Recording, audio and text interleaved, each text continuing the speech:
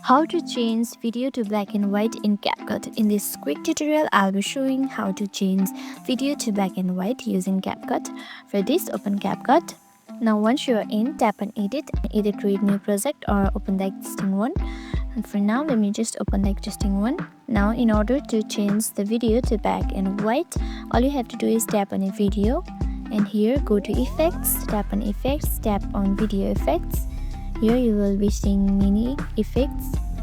Choose the black and white effect from here, black and white, and once you tap on black and white, you will get many black and white options. Simply tap on the one you prefer. Let me just choose this one and go back and tick on this mark, and just like this your video will be changed to black and white. As you can see, your video has been changed to black and white.